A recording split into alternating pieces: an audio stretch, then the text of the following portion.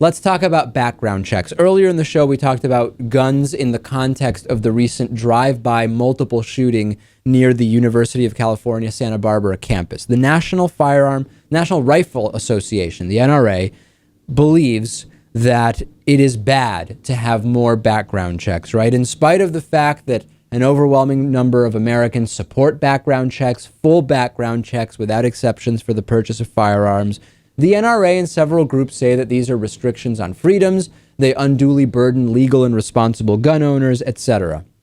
We now have some data. The advocacy group, Every Town for Gun Safety, crunched some data, and citing figures from the FBI, the gun reform group explains that the number of mental health records collected from states in the National Instant Criminal Background Check System has tripled to nearly 3.5 million since 2011. And that as a result, a growing number of mentally ill people have been stopped from purchasing firearms through licensed dealers.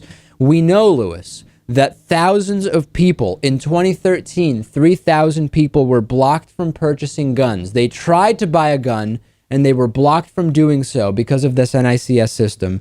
That's 600 more than in 2012.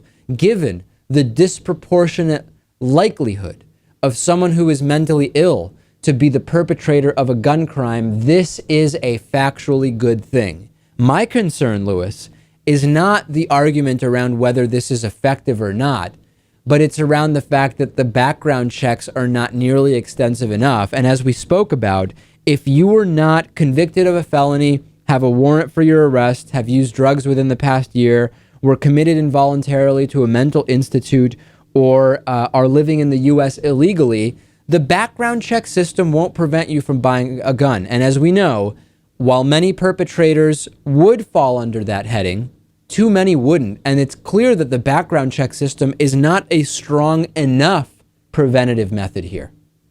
No, it's just a little speed bump in reality, but it's better than nothing, I guess.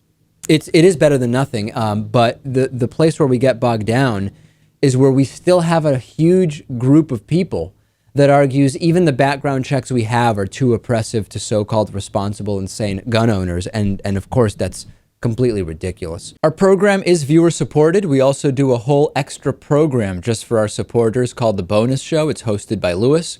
Go to davidpakman.com/membership to sign up today.